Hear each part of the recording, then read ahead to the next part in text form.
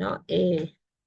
Lo correcto es diferenciar, pero nosotros podemos metabolizar aminoácidos, no las proteínas enteras, ¿no? Eso hay que ver. Por otra parte, al igual que en los lípidos, los aminoácidos pueden ser externos y también pueden ser endógenos. Aquí, miren, las proteínas tisulares, lo que yo tengo en mi cuerpo, se renuevan permanente y completamente, igual que los lípidos. Proteína que tengo aquí en mi hombro se va a sustituir, se va a reemplazar por otra proteína. Vamos a ver ahí cómo se lleva a cabo esto en esta estructura, conjunto de enzimas que se llama proteasoma o proteosomas, ¿no? Son ahí donde vamos a catabolizar. Bien, 400 gramos, miren, se metaboliza. 75% reciclado. El restante para formar glucosa, neo, a partir de proteínas. Génesis, aquí está mal escrito esto, ¿no?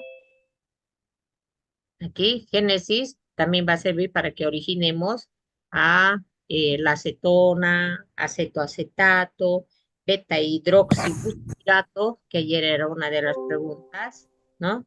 O también para la síntesis de otros compuestos, como las hormonas, enzimas, neurotransmisores, transmisores, los antígenos, anticuerpos. Recuerden que todo ello es de origen proteico, ¿sí?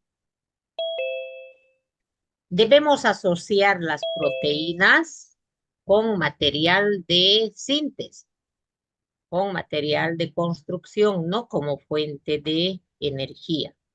Ya habíamos aprendido que cuando una persona está en ayunas o no, por alguna razón no va a comer por enfermedad, lo primero que se utiliza son los azúcares, el glucógeno. Lo primero que va a perder una persona es su petaquita, su hepatomegalia, su esteatosis hepática, va a empezar a consumir el glucógeno. Después empieza a atacar el glucógeno de los muslos, de la musculatura esquelética. Y si este enfermo sigue con este proceso fisiopatológico, va a empezar a perder grasa en ese orden. Primero glucógeno, grasa. Y al final, cuando no hay más eh, recursos, cuando no hay más que hacer, recién se va a consumir, recién se van a consumir las proteínas. Bien. Vida media. ¿Qué es vida media? Lo que estás, miren, subrayado. Esto es para el resto de su vida. ¿Qué es vida media de un glóbulo rojo? Vida media de un medicamento, vida media de un tóxico. Tiempo necesario para que se reduzca a la mitad una concentración inicial en determinadas condiciones. Eso tienen que aprenderlo para farmacología, para toxicología. Tiempo necesario. Por ejemplo, si habían 50 nanogramos para que se conviertan los 50 en 25 nanogramos, ¿qué tiempo se necesitó? 8 horas. Esa es su vida media. En este momento estarán entendiendo por qué la amoxicilina de 500 miligramos se da cada 8 horas. Porque en 8 horas, los 500 miligramos, estoy dando ejemplos fáciles, entonces se reduce a la mitad. Por ello es que se debe de tomar los medicamentos cada 12, cada 24, cada 2 semanas, cada mes. Bien, proteínas estructurales, lo que yo tengo en mi cuerpo, meses de vida media. Pero también pueden haber de días, de horas, como vamos a ver con las enzimas o con la albúmina, por ejemplo. Degradación de proteínas. Nosotros ya sabemos que en nuestras células tenemos orgánulos. Desde este punto de vista, los más interesantes son los lisosomas. ¿Qué tienen los lisosomas? Enzimas dentro de ellas, que se denominan, como pueden ver, ¿no? Conjunto de enzimas. Proteosomas. ¿Qué es un proteosoma? Un conjunto de muchas enzimas. Ahora, en el citoplasma tenemos también otras enzimas que se llaman calpaínas. ¿Para qué sirven las calpaínas? Para catabolizar proteínas. Y para ello se necesita calcio. Entonces veamos, ¿por qué le da calcio a su paciente? Para sus dientes y sus huesos. No, pero también sirve para la coagulación. Sirve para modificar el potencial de reposo en potencial de acción de nuestras membranas celulares, pero también me sirve aquí para que funcionen las calpaínas. Y las caspasas, otras enzimas que trabajan en la muerte celular programada. Entonces, ¿qué tengo aquí? Lisosomas, ¿no? Que tienen estos, aquellos. ¿Cuáles son esas proteasas? Catepsinas. Catepsinas. Con sus amiguitas chaperonas. Estas chaperonas son las que van a trabajar, se van a sacrificar cuando la persona tenga una enfermedad crónica. Recuerden que con enfermedades crónicas los pacientes se enflaquecen y enflaquecen y enflaquecen, porque ya se consumió los hidratos de carbono, los lípidos y ahora sí por las proteínas. Bien, hablemos ahora de los proteosomas, ¿sí? ¿Qué son los proteosomas? Conjunto de enzimas que se encargan de catabolizar las proteínas endógenas. Por ello dice proteínas, no dice aminoácidos. Yo tengo una proteína media tontita, medio inactiva, entonces la voy a someter a la acción de estas enzimas. Vamos a ver. Entonces, nosotros tenemos un sistema que se llama ubiquitina. A veces se lo escribe esto con Q, ubiquitina. Bueno, ¿y qué es esto? Una estructura intracelular. Yo lo tengo en mi mente como si fuera una máquina para hacer jugo de zanahoria. Así me lo imaginé desde un principio. Y entonces la zanahoria que se introduce en esta máquina, en esta estructura intracelular, la zanahoria sería la proteína, y se le empieza a empujar, ¿no? Con su émbolo. Y por donde sale el jugo de naranja me están saliendo aminoácidos o péptidos, para que nuevamente más adelante se los vuelva a ligar, vuelva a enlazar, vuelva a tejer y hacer nueva proteína. Se recicla. Entonces, primera etapa, igual que en ácidos grasos, activación. Se activa con la ubiquitina. Y esta ubiquitina, segundo punto, va a ser reconocida por una enzima. Segunda etapa, la ubiquitina se une a la proteína que tiene que morir. Estoy usando un lenguaje para que no nos durmamos. Y así, señalada, va a poder ingresar a este conjunto. A ver, veamos, miren, esta es la proteína floja, que no quiere estudiar bioquímica. Entonces se va acercando y aquí se va a activar la ubiquitina, pasando por diferentes etapas de óxido-reducción con la finalidad de ponerse sobre la proteína. Ustedes observarán que aquí la proteína ya tiene como unos adornos, se está activando, se está uniendo. Segundo o tercero ya pasa al proteosoma, que yo me lo imagino así, ¿no? Miren, va entrando la proteína por esta máquina de hacer jugos. Aquí están las enzimas con sus tijeras, las enzimas, y van cortando. Al final, por donde sale el jugo de zanahoria, salen mis péptidos o aminoácidos pequeños. Y más adelante, entonces, esos péptidos van a ser lisados para que me den aminoácidos. Ahora, estos aminoácidos podrán ir a los ribosomas, a la fracción, ¿se acuerda? La fracción 40-50, y donde el RNA ribosomal va a empezar a sumar los aminoácidos que necesitan para construir nuevas proteínas. Entonces, se dice, miren, protea o proteo. Mm, algunos autores lo escriben aquí con o con A, proteosoma. Entonces, ahí dentro que tiene proteasas, como ven aquí sus tijeras.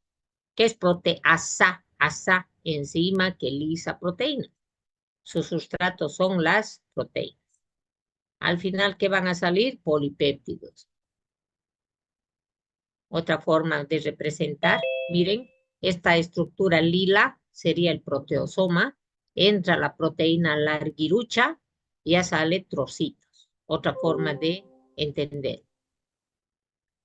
Ahora, las proteínas que son destruidas por este complejo son, uno, proteínas que controlan el ciclo celular, como las ciclinas. Lo más importante, proteínas supresoras de tumores P53. Esto hay que memorizarlo, ¿no? ¿Qué es lo que yo tengo en el cuerpo para no tener cáncer? Proteínas supresoras de tumores P53. Siempre hay que tenerlo en la mente, ¿no? Reguladores de la proteína quinasa dependiendo de la AMP. ¿Se acuerdan que habíamos hablado que un mensajero primario llega a la membrana de la célula y activa a la adenilatociclasa? La adenilatociclasa hace de que se forme AMP cíclico para activar a la proteína quinasa de dentro de la célula. Los antígenos también van a ser degradados de esta manera. Yo no sé cómo están en clases y hablando con otras personas, Díaz, Nayeli. Debía retirarse. ¿Eh? Díaz, Ramírez, Nayeli. ¿Va a estar en clases o va a conversar?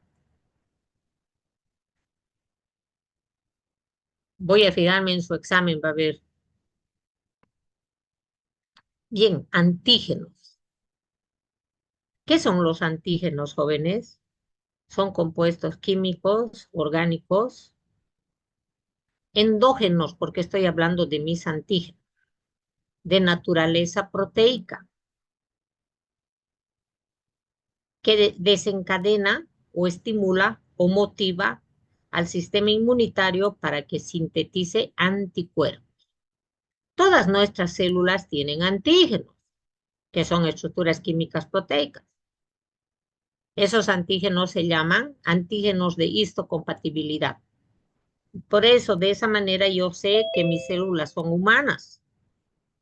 Las del gato tienen antígenos de gato. La tortuga tiene antígenos de tortuga. Esto es interesante porque varias veces lo digo, si no hubiéramos tenido antígenos de especie, yo creo que el hombre hubiera codiciado el corazón del león y le sacaba el corazón al león y se lo ponía. Hubiéramos destrozado toda la creación de nuestro Señor. ¿Mm? Bien, entonces, ¿qué son antígenos? Compuestos químicos orgánicos endógenos de naturaleza proteica compleja que se encuentra en la superficie de las células.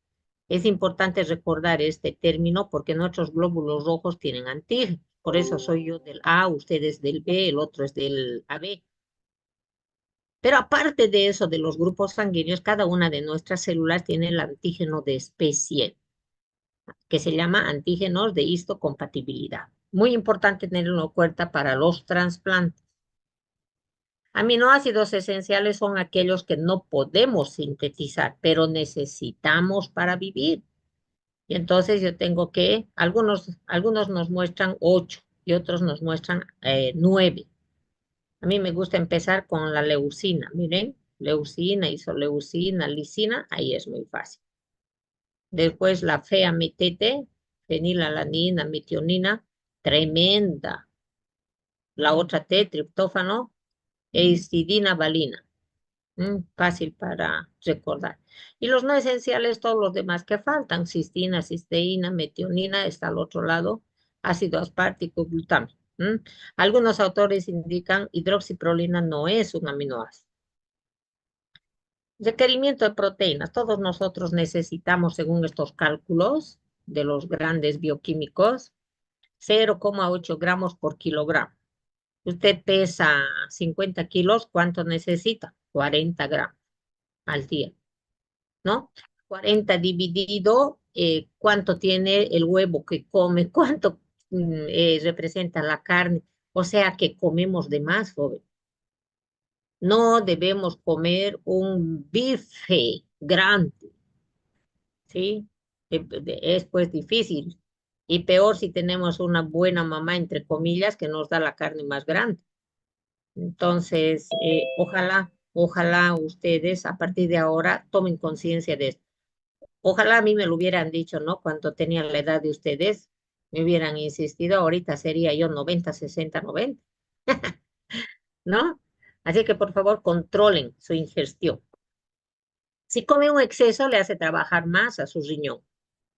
Si come más, entonces todo se va a convertir en ATP y la glucosa se va a almacenar en su hígado en forma de glucógeno, otra vez más petacudo, ¿no?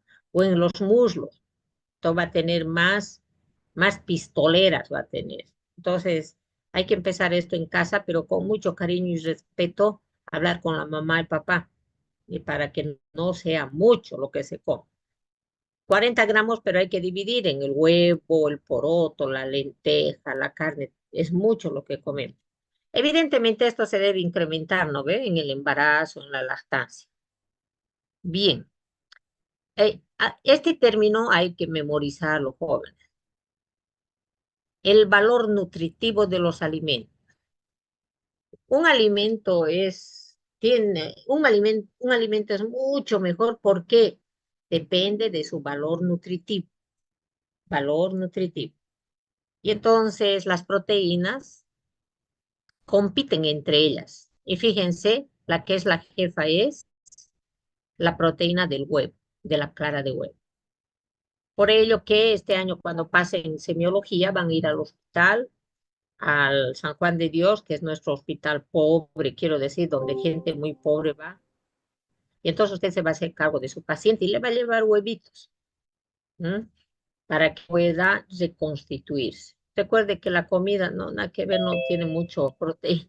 Bueno, no se le dará este alimento al que tenga insuficiencia hepática, al que tenga insuficiencia renal. Ahí no se le da proteínas, si no terminamos matándolo, ¿no? Bien, hoy tenemos alimentos enriquecidos con aminoácidos esenciales o con yodo o con flúor, ¿sí? Entonces a la harina se le va aumentando metionina o triptófano. El triptófano, jóvenes, que hemos visto aquí, aminoácido esencial. Miren qué maravilla, el maíz de Wilcaparú. Van a preguntar eso a sus abuelos collas, triptófano. Entonces, eso se encuentra en el Wilcaparu. Por eso que en Bolivia usamos mucho la leche mezclada con agüita de triptófano, agüita de Wilcaparu. Su base científica radica en esto. Ese maíz tiene un alto porcentaje de triptófano, que es uno de los aminoácidos que los necesitamos. A lo mejor usted va a trabajar, va a asesorar en alguna industria, entonces hay que añadir. La Gabriel se caracteriza por tener su laboratorio de alimentos y lo que hace es encontrar, por ejemplo, el desayuno Gabrielito, no sé si han escuchado. Entonces, ¿qué tiene el Gabrielito? Tiene lo que cualquier cereal, pero se le añade estos aminoácidos, mezclando maíz con trigo, con cebada, para que el valor nutritivo vaya a aumentar. De lo contrario, jóvenes, vamos a tener las malnutriciones. Es muy anticuado hablar de desnutrición, ¿sí? Lo correcto es malnutrición. Y entonces la malnutrición se divide en desnutrición poco y hipernutrición mucho. Hoy en día, en Santa Cruz sobre todo, el problema es por la hipernutrición. ¿M?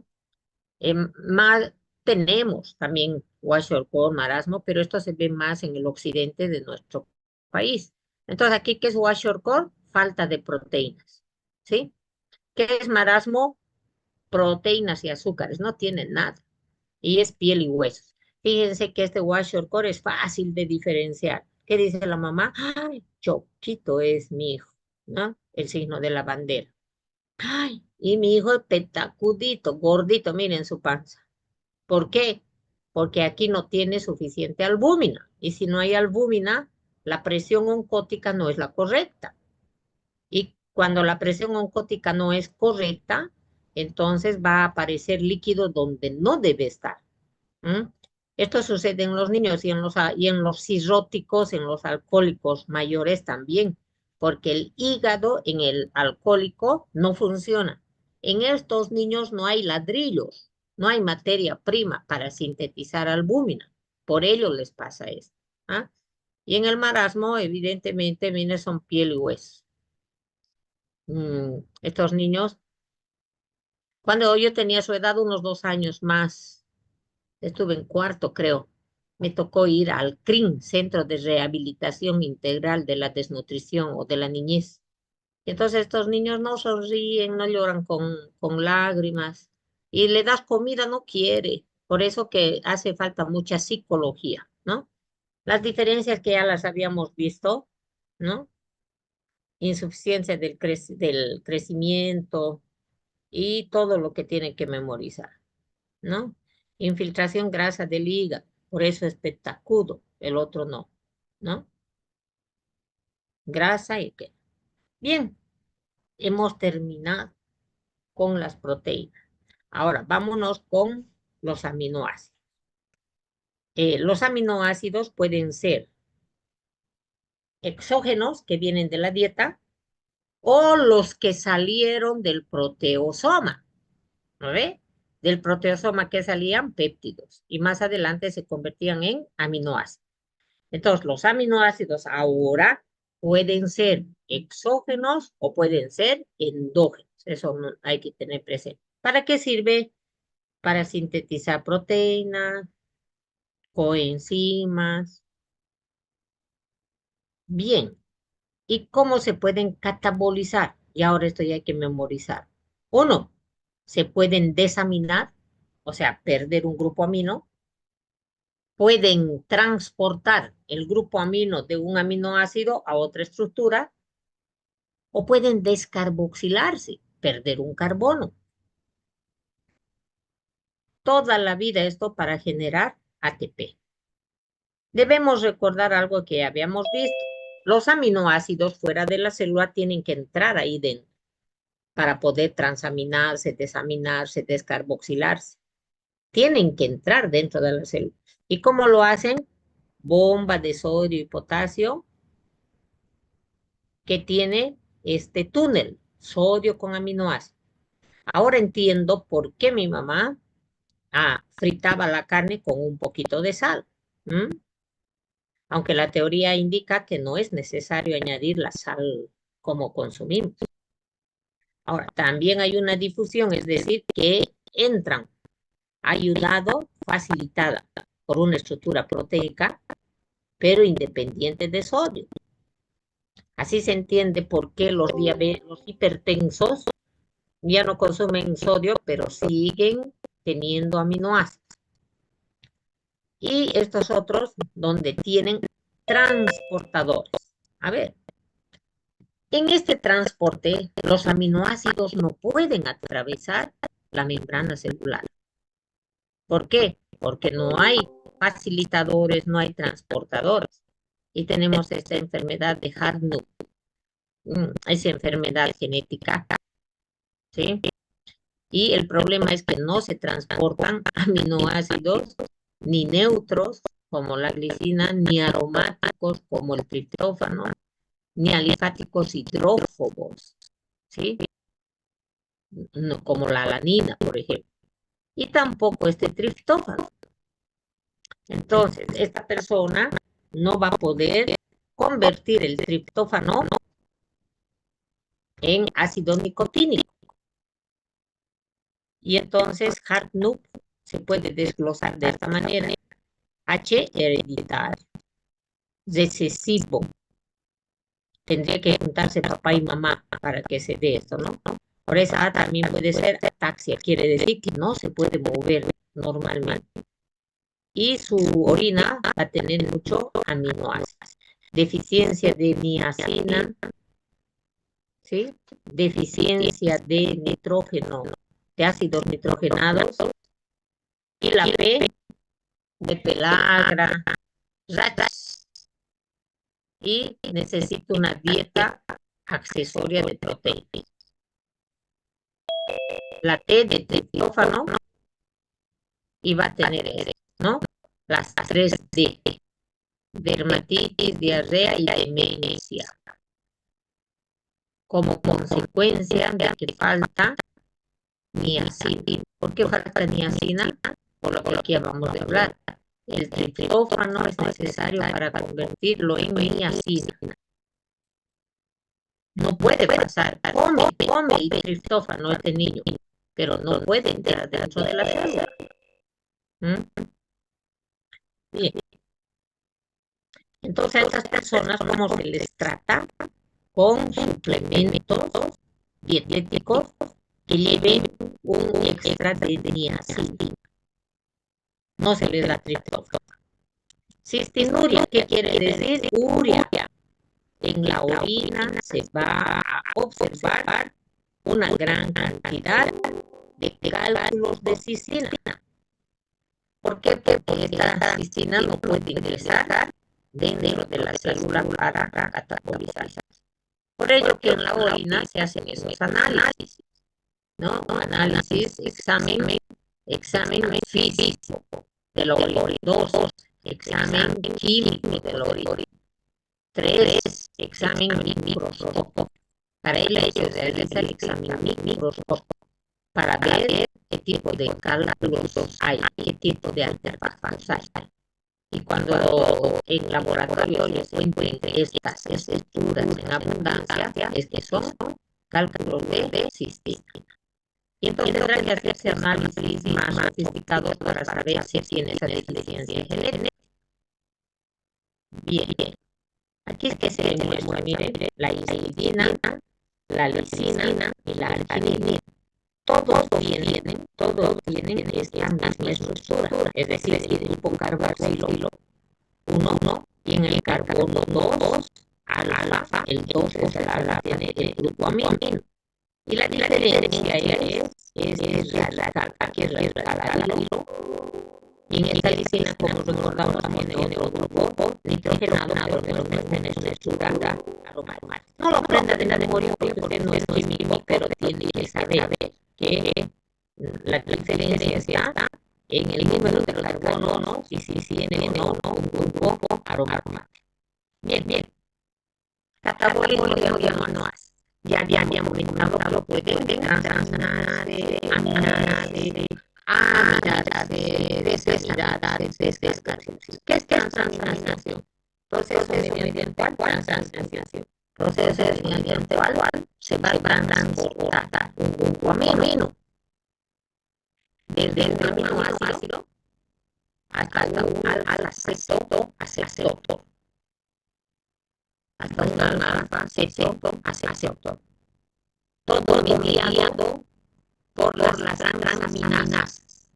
Eso es lo que se les tiene que dar. Yo voy a pedir para mi paciente transaminasas. Ajá, ¿qué son las transaminasas? Enzimas que trabajan en los procesos de transaminación. ¿Y qué es transaminación? Procesos mediante el cual se van a transportar fácil grupos aminos desde un aminoácido hasta un alfa-acetato. Este alfa-acetato casi siempre es, por lo que más acostumbrados estamos, es el alfa-acetoglutarato. Pero de manera general es alfa-acetoácido.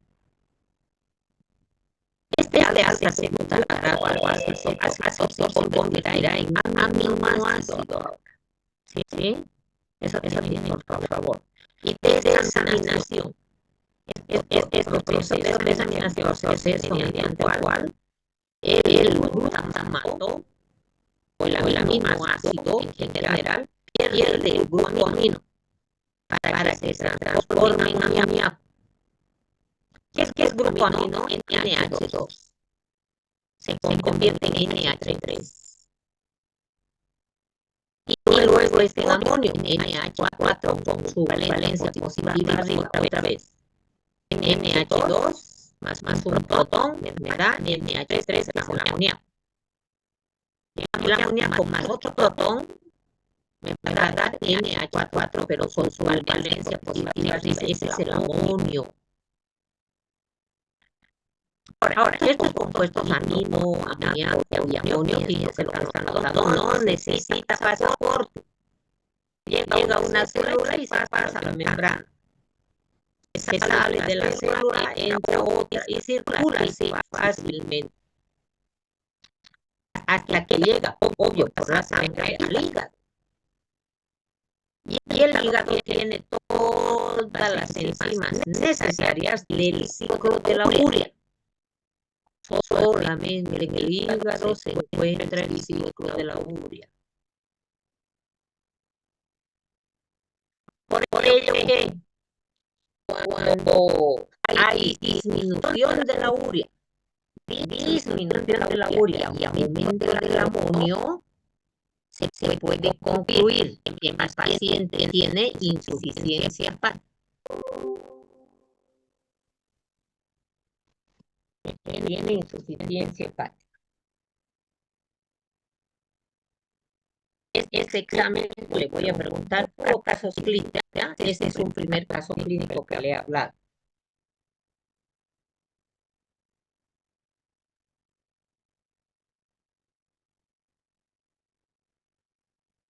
Bien.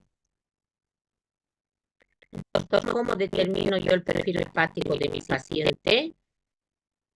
Con la determinación de la urea y del amonio. Si hubiese exceso de urea, ¿qué quiere decir? Que el hígado sintetiza bien la urea, pero es el riñón el que no bota la basura. Eso le van a dar vueltas, por favor, hasta entender. Ahora, el amonio, cuando aumenta, modifica el pH de la sangre. Y ello afecta al trabajo neuronal. Por lo tanto, esta persona que tenga insuficiencia hepática y aumento del amonio, amoniemia, la persona de a poco va a empezar a tener depresión del sistema nervioso central. Y va a pasar por estados de confusión, obnubilación, pudiendo llegar al coma. Que si no se desintoxica, se muere. Transaminación. Entonces, proceso mediante el cual aquí trabajan las enzimas. Las más utilizadas en clínica son estas. Miren, GOT, GPT y GGT. Gamma glutamil transferasa. ¿Qué transfiere? Glutamil. Y estos otros que transfieren grupos amino. Transamina, transportan amina. Y aquí que gamma glutamil transferasa, más relacionado con glutamil. Fíjense que se abrevia GOT, pero también le puedes llamar AS. Cuidado que me hagan quedar mal. Un profesor le va a decir la AST. Cuidado que alguien diga, no hemos avanzado. Es un término más moderno, el aspartato transaminasa. Y este es glutamil oxaloacetato transaminasa. Son lo mismo. ¿Para cuándo yo voy a pedir? Para el hígado sí, pero sobre todo para el corazón. Esa O se lo convierte en corazoncito. A ver, eso acostúmbrense, yo lo hago así. G, corazoncito en la O, ya sé que es del corazón. Y el otro va a ser del hígado. Los otros dos son del hígado. Entonces yo tengo aquí aspartato amino transaminasa, AST. ¿No? Ahí está lo que significa arriba. Y abajo, entonces tengo alanino. Siempre amino transaminasa, ALT. Nombres modernos, AST, ALT. ¿Cuál es cuál? Gotas, gotas. Ahí ya no me pierdo. Bien, ahora veamos. Yo que tengo aquí un aminoácido, glutamato. 5 carbonos, 2 grupos carboxilo.